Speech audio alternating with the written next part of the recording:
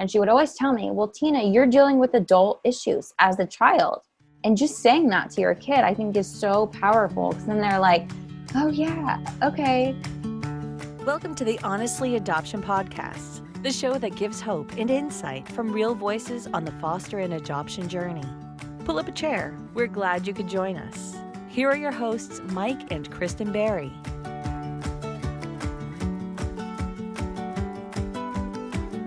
Well, hello there, friends. Welcome back to the Honestly Adoption Podcast, or I should say welcome. If this is the first time you are checking out the show, we're glad you're here. We are excited to connect with you. My name is Mike Berry, along with Kristen Berry. We're your hosts, and thank you for joining us. Thank you for being on this journey with us. We have a lot of fun on this show. I will tell you this, if you are brand new, make sure you jump over to honestlyadoption.com/podcast, and you can learn all about what we do and all about the show, catch up on past episodes, all that good stuff. And man, let me tell you, we've just been having a lot of amazing guests joining us for some really incredible discussions. We find ourselves often just jaws open, like amazed at some of the things that we get into and the insight and the perspectives that we can learn from on the show. And Kristen, I think I speak for both of us when I say today's guest on this show, she's just amazing. Absolutely. I first got connected with Tina Bauer on Instagram, and I guess I just followed a rabbit trail, as one does on social media. You can find her right at Tina, TINAA _ Bauer, BAUR. And she's just lovely. She is an adult adoptee, a former foster youth. She was adopted along with her brother. She is also a brand new teacher in the middle of COVID. So just a person of perseverance. We talked about the importance of family preservation. We talked about the importance of identity, knowing where you come from. And I just could have talked to her all day, except she squeezed us in to a Saturday to have this conversation. She's amazing. Really, I just very much appreciated that and her spirit and her encouragement, not only to other adoptees, but also to foster and adoptive parents as well. We learned so much talking from her, and I think our guests are just really going to love this conversation. And I must add that along with becoming a brand new teacher during COVID, and just everything that comes along with that, preparing lessons, balancing the entire, this new normal that we're in with face masks and social distancing, and also having to do that with third graders. She's a third grade teacher. She's also a newlywed. Man, again, Kristen, you said it. Being able to connect with her on a Saturday, her day off, she took time out of her day off to connect with us, to give us some valuable perspective on family preservation, ancestry, and identity. And we're so grateful for that.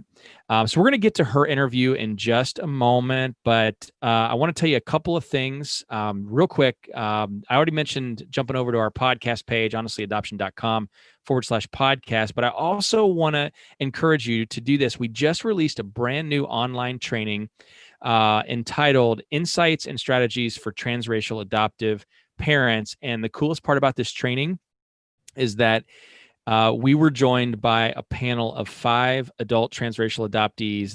They're absolutely some of the most amazing people that we could know on this earth.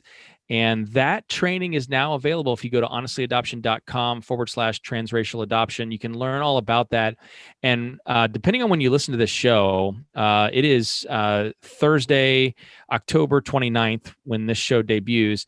If you register for that training before October 31st, you get access to some really cool bonuses that some of our panelists have given to you guys who sign up. We have a video and a special keynote presentation from Tori DiMartio from Wreckage and Wonder. We have an Enneagram for busy parents ebook from Melissa Corkum. Just some really cool bonus features. We also threw in a an extra bonus training video from us. So it's all over at honestlyadoption.com/transracial adoption. Check that webinar out, sign up for it, take advantage of those bonuses, and most importantly, take advantage of the more than 2 hours of valuable transformational perspectives and encouragement and challenge that you'll receive from our amazing panelists that joined us for that presentation. So again, we are glad you guys are here. And now on with the show.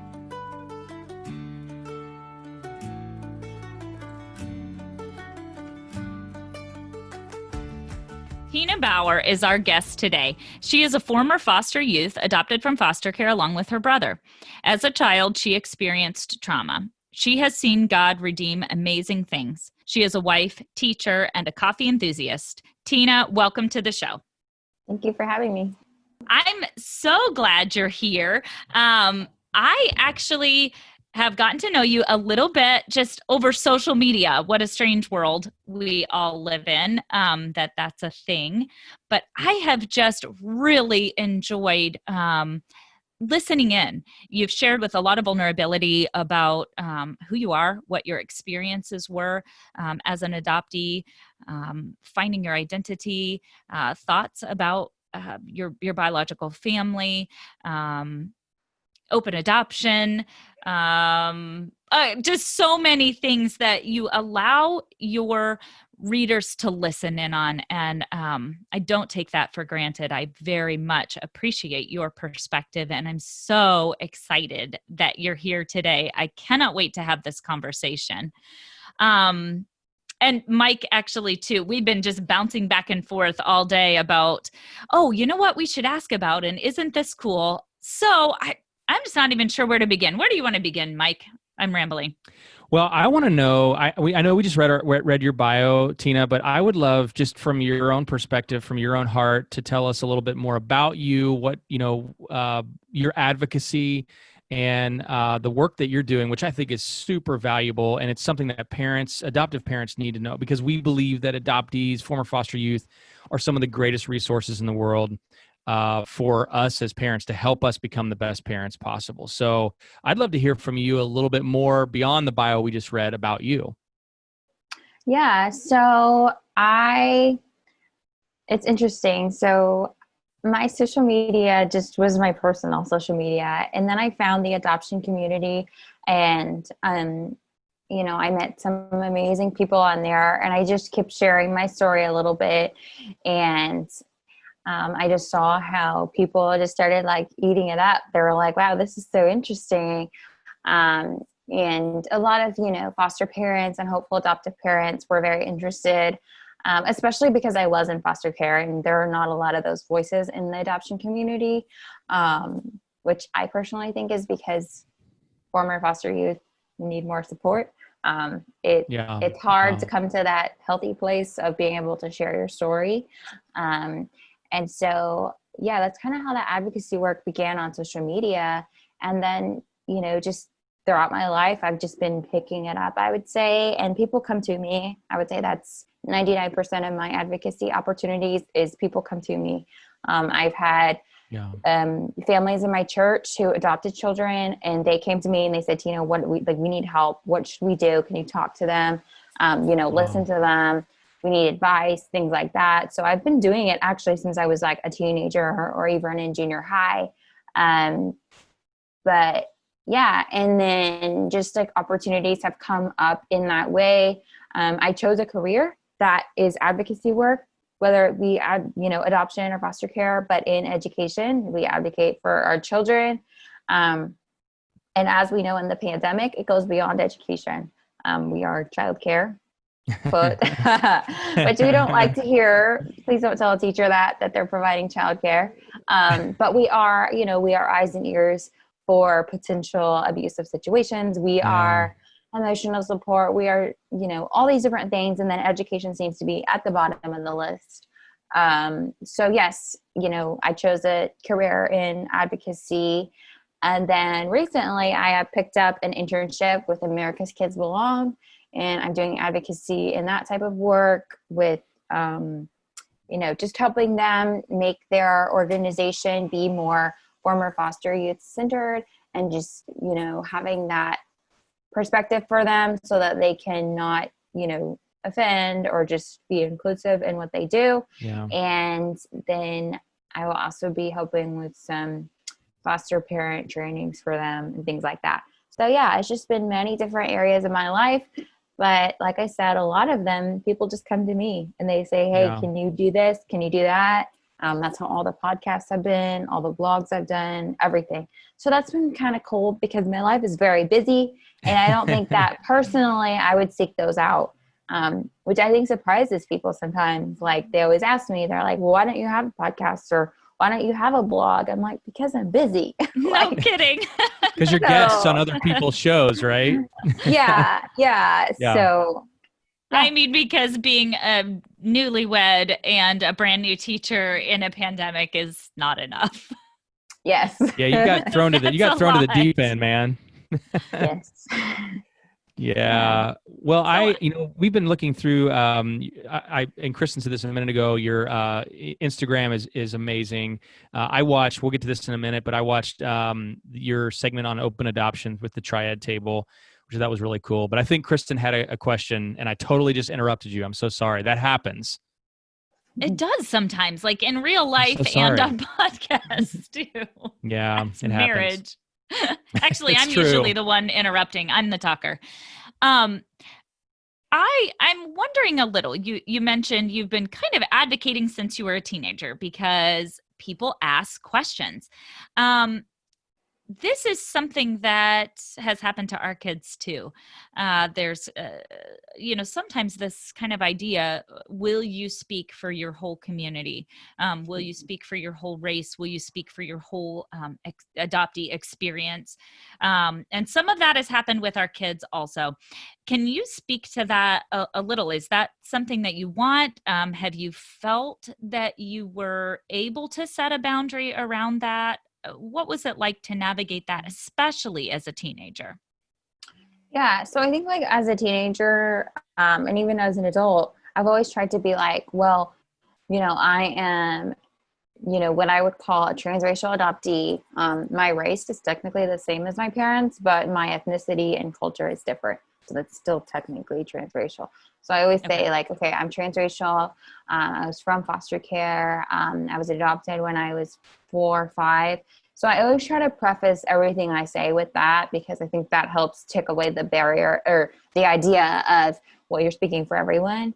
And I think as a teenager, I just, a lot of the people who came to me, it was similar stories to what I had. So I think that helped too. I didn't really have a lot of situations where it was like completely different from my story. I had a few, and, I was just honest with them. I was like, well, I don't know. Like, I can't answer that. I can't speak to that. And I think that's, what I've learned too in all the advocacy when people come to me is, well, I don't know.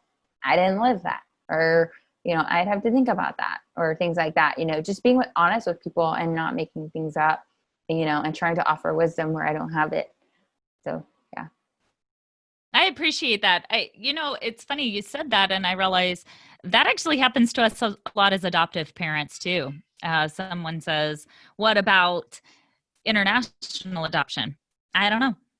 My kids were adopted here. What about infertility? I don't know. So I really can't speak to that. So, I think there are those assumptions, and I love that you just answer back truthfully. I can't speak where I can't speak. So I appreciate that. Yeah. So Mike, you were watching a triad table talk, and you were kind of excited about that. You said it was just really informative, and you had some other questions after watching that. Yeah, I just, what I have to say, Tina, I loved that interview because, first of all, you were on there with a couple of people that we know, Ashley Mitchell and Andy Costin, which have been guests of this show also. And I said this earlier, but our everything that we do with our platform, and a lot of what we do, we want to highlight adult adoptee voices and former foster youth, because your perspective is so important for us as parents to listen to. We really believe in that. And so that's why I loved that interview. As soon as I was clicking your little link tree I saw that and I'm like, oh, I got to watch this. And I loved your perspective. And it was informative. The subject of open adoption, which is what you guys talked about, can be complex. I mean, that is a complex subject across the triad. And one of the things you talked about how external circumstances, which you continue to live in, make it so there can be no open adoption. And correct me if I'm quoting you incorrectly. I think I'm quoting you correctly, but you said it can make it so there can be no open adoption. What ideas, and you guys talked about staying connected to biological families. Guys, listeners, you just need to go check this out on Tina's link tree, because it's a wealth of information. But what ideas do you have about how kids can stay connected with biological families, even when there isn't open adoption? Mm-hmm. Yeah, I remember that triad table talk. It was really good. I think I made everybody cry. I think that was the one. I don't remember. But yeah, so yeah, backstory on me a little bit. If you haven't watched the triad table talk. So I come from a closed adoption of almost 20 years. So I don't have an open adoption. So, coming into that talk was a little bit like, here I am, I'm the thorn a little bit. Like I don't speak to that, but I can encourage adoptive families or foster families that you need to have that openness, even if you don't legally have it. And so, yeah, just like with my family, I like to look back, at my adoptive family and see, okay, what did they do? And, I'm seeing now that they were ahead of their time in what they did, because I was adopted about 20 years ago. So early 2000s, late 1990s, life has changed a lot since then. Yeah. And as far as the adoption community goes too, and so, I just, my adoptive mom, there was always this consciousness of my first family. There was always this consciousness of my birth family, on birthdays, on holidays, things like that. She would verbalize to me, like on my birthday, still even today, this year, she texted me and she said, "Happy birthday. So glad you're born. I know you missed your mom today. I know this is a hard day." And so just having that willingness to be like, I love you. I'm so glad you're my family, but I'm not forgetting about your first family. And I come from a very broken first family. And so I think sometimes, hopeful adoptive parents or foster parents can use that sometimes as an excuse. They're like, well, the first family is so broken, or it's a closed adoption, so we don't have to deal with that. I'm sorry, you do. And because they're your kid's family, like you literally have that DNA in your home. There's no excuse. And so looking at my adoptive family and how they did that, when we had no contact, we still have no contact. It's a broken story. Just verbalizing the reality of the first family, and also keeping your perspective and your thoughts about the first family as the parent, keeping those to yourself, because you need to let your child decide how they're going to feel.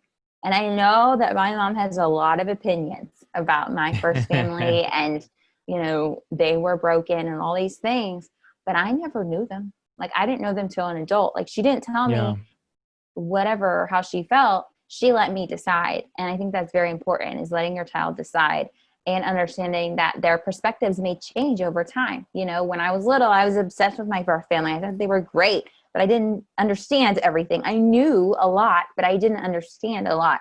So then when I grew up, I was like, oh yeah, okay, this is broken. And now I'm a little less, I feel differently, but there was space for that. There was space for me to change.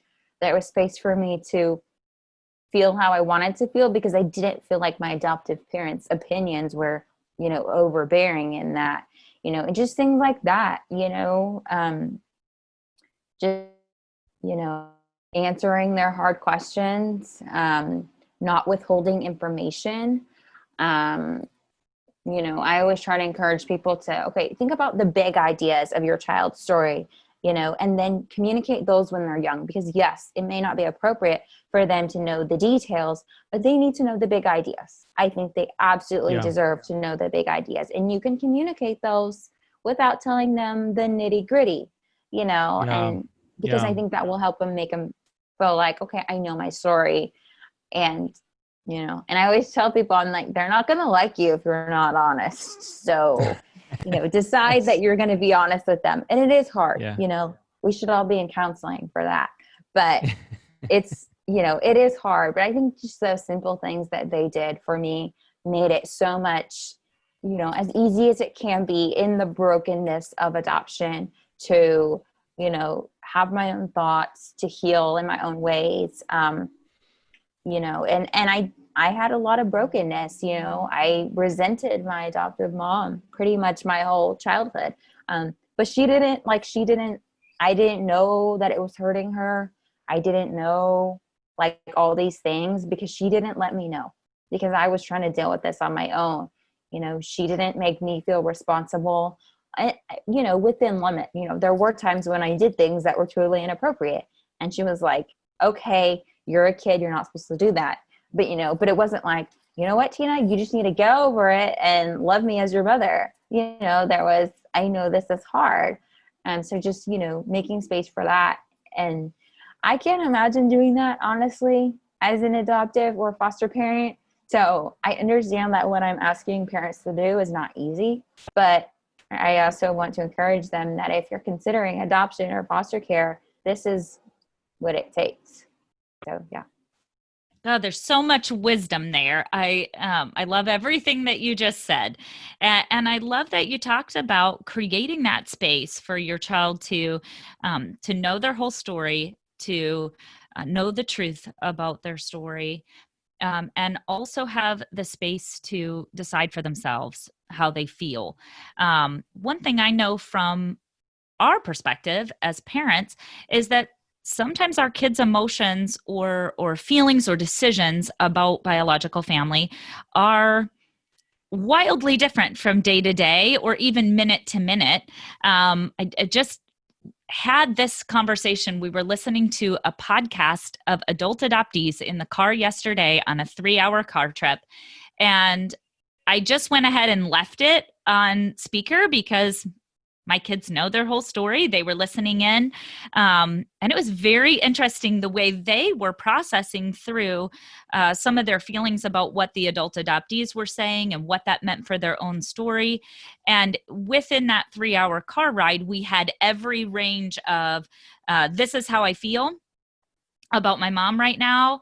And it's very negative, to, well, the more I think about it, now that we're 5 miles down the road, I'm thinking a little more, I actually kind of think I feel this way about my mom right now. And I would say to parents who are listening in and saying, it's tough. It's tough to keep it to yourself when you've witnessed something negative. It's tough to keep it to yourself when your child just adores their biological family. And maybe everything really is great. And we feel a sense of, maybe jealousy there or uncertainty there as adoptive parents or foster parents. And one piece of advice I would have for parents is to find somebody that is trustworthy, just one person, not everybody, and talk those things through. So for me, I have one friend that knows all of it. Knows the good stuff, knows the bad stuff, knows the hard stuff, and loves my kids unconditionally, loves me unconditionally. And in loving my children and me unconditionally, that means that this friend loves my kids' families unconditionally. So when something comes up that I need to process through, I can tell one person, not everybody in the world. And then that one friend has a cup of coffee and says, wow, you're really navigating something difficult. Wonder how your daughter's feeling. Yeah, that must be really tough too. I wonder how her mom is feeling right now. Wow, that must be tough too. Let's get a second cup of coffee and chat a little bit longer. Okay, go home and be the mom now. Go home and do what you know how to do now. But but I just would give every parent that advice. Find your one person that loves you, your kids, and their biological families unconditionally. And when you have that person, it makes it a lot easier to go home and create space around all of the things that our kids are processing through. So you've talked a little bit on your Instagram about the dual emotions that are involved with some of the things that happen, those markers, those reminders, whether they are holidays, celebrations, birthdays, especially. Can you tell our listeners a little bit about what it means to have that, sometimes conflict of emotions around special days? Yeah. So there definitely is conflict of emotions. That's a really good way to put it. I think I shared a post a while ago about the conflict of emotions and how you have this joy and you have this grief that is in adoption. And it's very inseparable in that. And I remember I think I was speaking to that like in regards to my marriage and my wedding day, because I was like, well, I was adopted, and then, well, I'm sorry, go back. So my mom, she, relinquished us, and then we were adopted, and then I was, in my new family, and then I met my husband, and then I got married. So it's, to me, like those special events, my marriage, my wedding, all those things, it's like, well, it happened because of this brokenness. And so sometimes it's hard in that celebration because those are connected and you can't not see that. And I remember, like, I asked my husband, I was like, do you ever feel guilty because you know me because of relinquishment? And he was like, yes, because he understands that it started with relinquishment, and then we had foster care, and then we had adoption. And, just understanding that joy and that grief, they're connected, and that's okay. And I think it's very healthy and important to realize that, whether it's in marriage or my wedding day or in my birthday or in any holiday or any accomplishment, my college graduation, everything like that. Just understanding that we can be really excited because these are exciting events, and then that we can have that, downness of, well, I can go to college. I was removed from a very hard situation so just understanding that there's a series of events and there's no separating in that. I think that was a really big revelation to me earlier this year, because I was really struggling. I was like, I want to be fully excited. I want to be fully happy about these things. But unfortunately in adoption, I don't get to be. But I think that over time I am seeing that, God gives grace. God gives grace for that, and that there is healing in that. And that is, the beautiful hope of heaven, is that we won't have that anymore. Yeah. And so, yeah. Gosh, I think that's so encouraging. And it's interesting to hear your perspective. We know we see our kids process through that. I think it's important too for adoptive parents to process through some of that, those complex emotions around things too. We've had our oldest daughter got married. And what a joyful and incredible celebration that we got to have as a family. Kind of the beauty in recognizing that. We had 2 empty chairs at the front. I'm going to get choked up, which was not where I was going with it, but there's that, the complexity of that. Would we have been invited to that wedding if her parents hadn't passed away? Absolutely. But we would have had this totally different role. Yeah. We would have just been sitting there cheering and celebrating and, and being excited for her. And instead, we got to take on this incredibly honorable role. And because she had lost something, the most important thing, so I know we face that too, as we watch our children navigate those dual feelings too. I'm glad you brought that up. You explained that so beautifully, and what an incredible hope for our future that we won't have that someday. We'll just have clarity and joy. Yeah.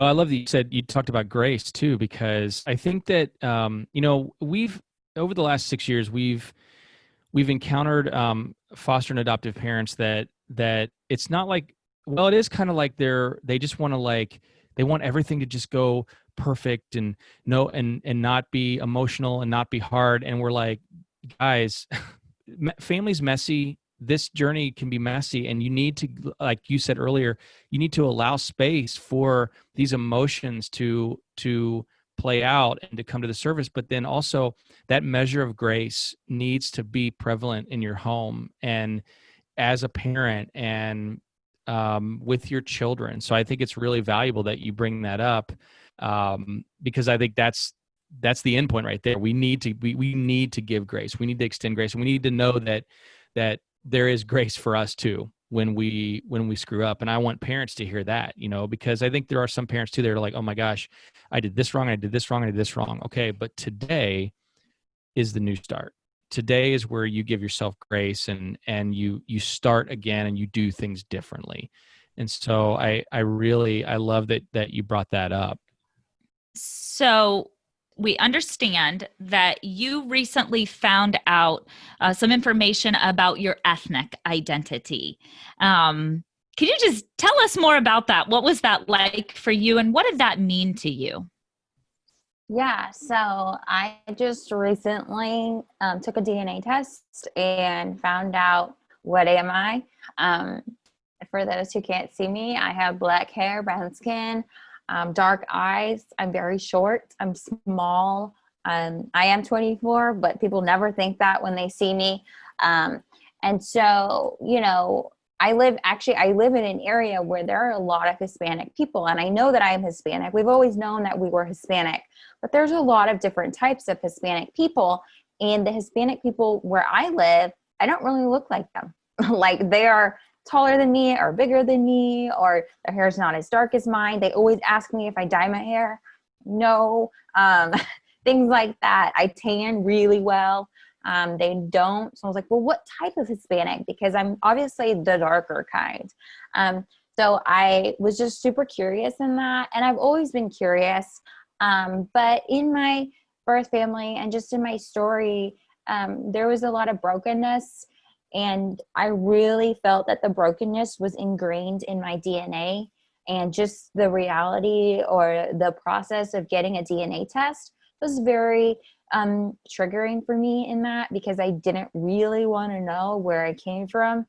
I wanted to know, but I didn't want to know, if that makes sense. Because I knew my birth family and the things that they did, and it was very sad and broken, but I didn't know where they came from, and I didn't really want to know more about them. And I felt that knowing DNA would be knowing more about them. And I've always struggled with like identity and understanding that I'm a valuable person because of them, because of what they did. And I've always felt that I had their decisions and their choices impacted my DNA as well. And so it's very complex for me. And I remember when I was younger, I was very curious, and my adoptive mom was like, well, you can find out if you want. And I was like, but it's hard for me because I feel like my DNA is tainted and it's broken because of them. And she was like, well, you don't have to find out if you don't want to, and so just, that back and forth. And I did a lot of back and forth of, well, I want to know, but I don't want to know. Well, I don't want to, it's like, just, all that. And then I finally was like, well, I actually was messaging with this lady on Instagram because she posted a picture of her daughter, and her daughter had hair that was a lot like mine. And for those who can't see me, I have very thick, dark, long hair, and it's on the curlier side, which for most Hispanic people, their hair is not super curly. And so I asked this lady, I said, where's your daughter from? And she was like, well, she's Hispanic, but she has some African in her. And I was like, ooh, I wonder if I have African. So I did my DNA test. I'm sorry, go back. So I was speaking with her about it, and she was like, well, have you ever done a DNA test? And I was like, well, that's a really complicated question for me. And she was like, well, if I give you the money, can you do it? And I was like, I might be able to do it. And she was like, well, I'm going to give you the money. If you want to use it for the DNA test, do that. You don't, whatever. So she gave me the money. And then there was a Father's Day sale. And so I did it. Wow. And I got my results. And it turns out that I'm like, I think it's called Native American Mexican kind of. And it's a very high percentage for me. I'm 66%, which is really high of one category. Like if my husband did the test, he would be all these different European, like 20 kind of stuff. But for me, I'm very much that. And so for mine, it goes back to the Aztecs, which is what my parents were always like, you're either Mayan or Aztec. Like it's got to be one of those. Because I have a really big head, a very strong jawline, just this hair. Everybody's like, yeah, that's indigenous hair. Like, I was like, well, but what does that even mean? Like, I don't know. Right. Yeah. So just finding that out was it was not as painful as I thought it would be, which was really good. But I also know that I had a lot of people praying for me. They were like, we know this is hard. Like were like, I had so many messages on Instagram. Everybody was like, we love you. Like, you're going to be okay. And, I just have, it was just, I think it was really good to know, okay, this is what I am. I'll be able to tell my kids, like, this is part of what you are. And it has been this missing piece in my story for my whole life because I never knew. And I will never, I don't have I had no DNA matches, which was what I expected and what I wanted. I actually used a fake name and, did a few other things to make me anonymous. But I still had no DNA matches in that. So that was kind of freeing too, to know that, my family is not going to find me because of this. And that was another big thing that we were like, how do we navigate that? And so, so it was good. I'm trying to figure out, okay, what is that culture? What does that look like today? Things like that. So, yeah. As I'm listening in, I think many parents are becoming aware of all the resources that are out there to help our kids connect, to help our kids cope, to help our kids get information, to help our kids get connected to one another. And I think, a lot of our listeners are like me that way. I'm like, hey, I've got an idea. Let's find your family on Facebook. Hey, I've got an idea. Let's talk to so-and-so about this. Let's do, a DNA. Let's find out. And I think that a lot of people who are like me want to push forward. Let's find this out. Let's do it. It's going to be great. And then a lot of times our kids are responding much in the same way you are with, whoa, that's a complex issue. That's a lot of layers of my identity, who I'm connected to. I'm going to need to come face to face with that. If I identify people in my family, what is that going to mean for me? What's that going to put on me? I know that we have a lot of push and pull. A lot of parents are trying to be supportive. And then a lot of kids are saying, I'm not ready for that yet. What can you suggest to our listeners about how to support our kids as they are going through deciding maybe to take a big step like that, to connect with a biological family member, or even to do an ancestry testing? What would you say to us as parents about how to be supportive in that situation? Yeah, so I think that if you are parenting children who you adopted or who you're fostering or whatever, or as my mom says, children from hard places, it's important to understand that these are adult issues that they're dealing with as children. And I remember my mom said that to me again and again and again when I was young. She would say, I'd be like, this is so hard. Like, I don't want to do this. I just want to be like my friends. Why am I worrying about this? Why is math so hard? Why is school so hard? Why is reading so hard? And she would always tell me, well, Tina, you're dealing with adult issues as a child. And just saying that to your kid, I think is so powerful. Because then they're like, oh yeah, okay.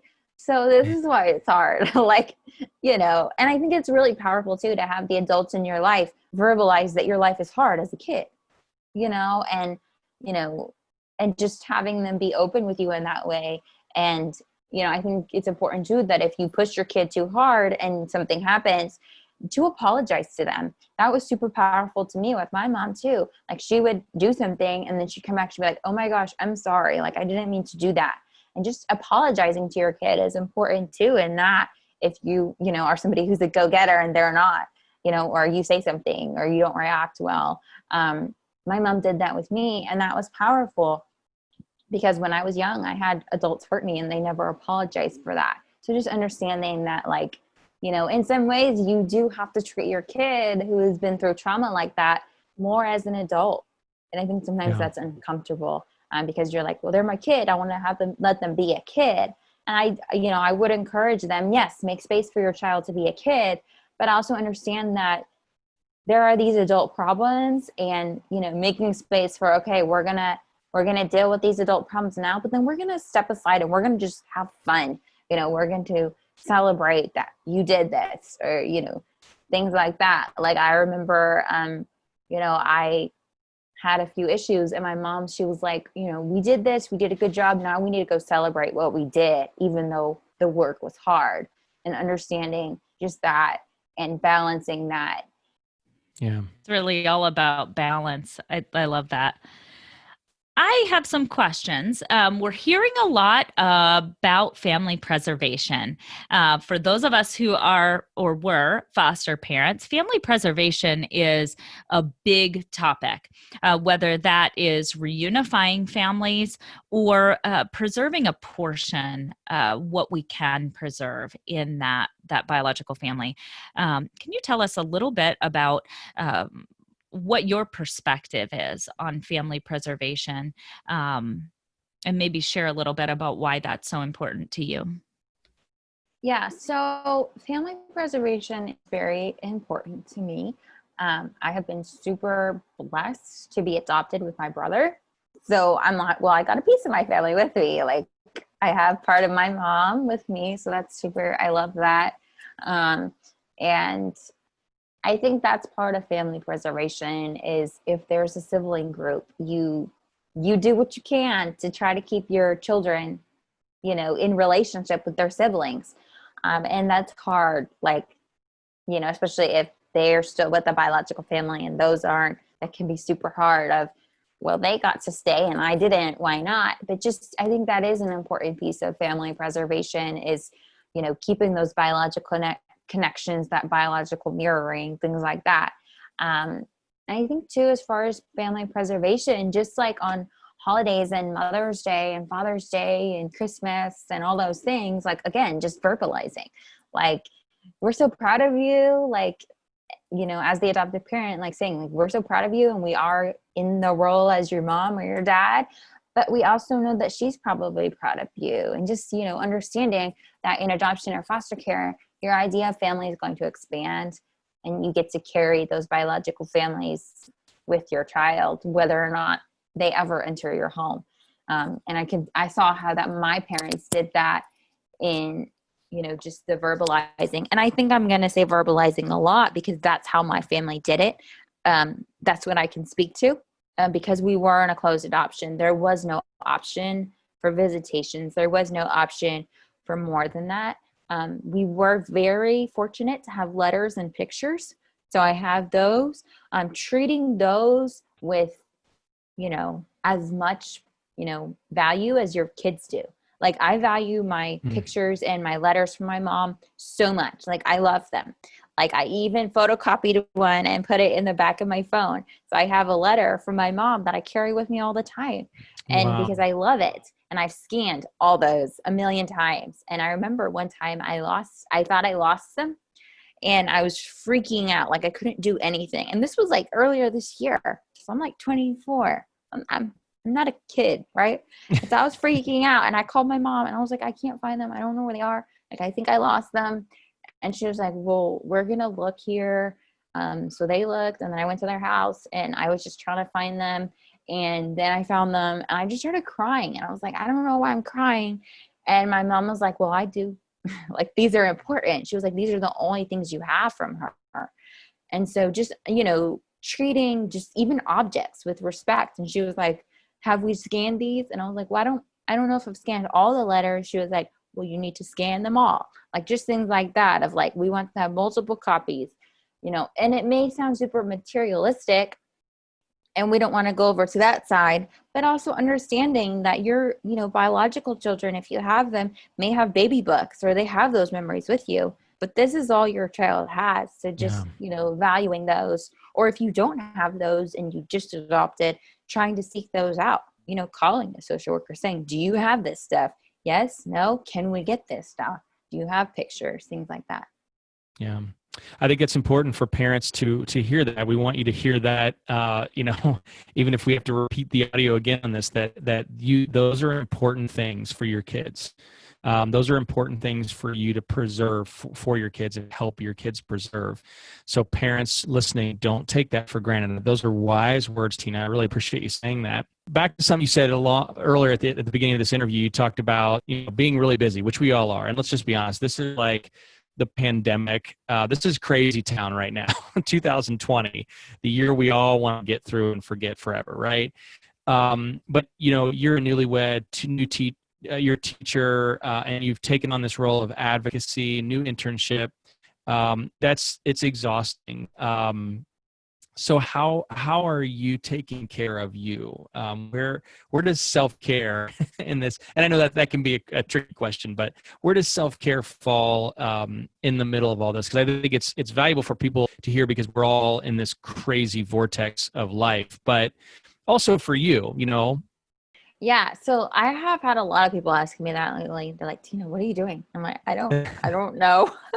I think a few things. So like I said before we started recording, I work on Saturdays. I teach Monday through Friday. I work on Saturdays. I try not to work on Sundays. Sometimes on Sunday evenings, I end up printing out lesson plans, but that's about it. So I try really hard not to work on Sundays. And I think that's really helping because it's a break. I'm not the best at that though. But when I don't do it, I can feel it. And also like putting boundaries on my time. Like, so if you're a teacher or just in a job that can be all consuming and it's very hard to keep those 9 to 5 or 8 to 5 hours, giving yourself limits. So like for me, I only stay late at school 3 days a week. And then I leave 2 days a week. I leave at 3:40, which, everybody's always like, oh, you're a teacher, you get to be off early. I'm like, no. But, just giving boundaries on your time for that. And then telling somebody, like my best friend, she's in first year teacher as well. And I was like, well, I'm leaving. Are you leaving? And she's like, I'm trying to leave. And I'm like, you need to leave. Like, just having that accountability with someone of we're going to leave. And, I understand that work is all consuming. Like I dream about work. I breathe work. My work is everything. And I think also too, like letting the people around you take care of you. And that's really hard for me. Like, 'cause I'm a very self-sufficient, I've lived in trauma. I've, learned how to survive in difficult conditions. And I can be the Energizer bunny that can go until I drop. But understanding that the people around you do want to take care of you. Like my mother-in-law, she texted us and she was like, can I do anything? And I was like, we're okay. And then I texted her later and then she texted me and she said, well, would you like any meals or anything? And I was like, we don't need, yes. Okay. I'll take some meals. Like just letting the people around you take care of you. And I was very, very blessed, and God definitely knew what he was doing when I married my husband, because he takes care of me. Like he packs my lunches. He does the laundry. He does all the household things that society might say I should be doing, but I don't do. So I'm very blessed to have him, and he works full time and does school. So it's not like he's not busy, but I think his work is very much, okay, he's done at 5 and then he does school. And, it's just not like me where I bring it all home and I'm thinking about it and, trying to understand my children's learning needs, like there's no stopping for me. So I'm very blessed to be married to somebody who takes care of me in that way. And so, I'm learning to let him do that. And I think that is another way of self-care. And, just, I love to go to the beach. I go to the beach a lot. I live by the beach, about 30 minutes from the beach, just doing that. And, just things like that. I listen to worship music in my car. I have about a 30-minute commute to work and back. Just things like that. I don't know. That's good stuff. Yeah, that's great advice. Honestly, you deserve a nap. Please take a nap. You have I need a nap too. I do. Seriously, you have blessed our listeners. I just think our listeners are going to just really eat this up. I think you have so much wisdom to share. I appreciate it so much. You're welcome.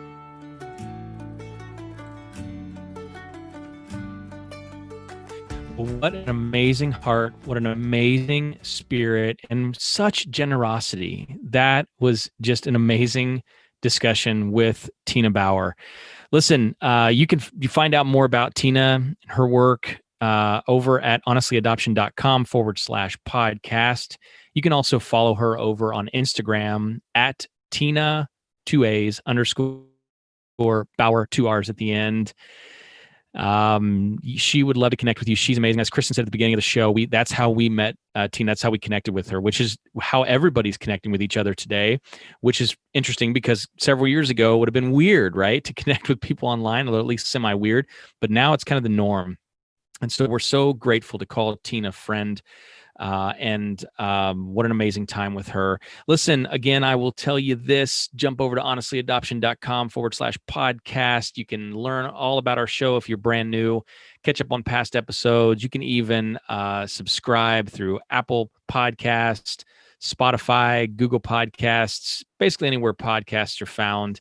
And you can also leave us a review, which would be really, really cool. We would really appreciate, and we'd love to hear your thoughts on the Honestly Adoption podcast. And one more time before we wrap it up for this week, make sure you check out honestlyadoption.com/transracial adoption for that brand new training we just released, featuring 5 amazing adult transracial adoptees. It's absolutely an amazing 2-hour training with some amazing perspectives that will challenge you as a parent. You guys, thank you so much for joining us for this week's edition of the Honestly Adoption podcast, and we'll see you next week.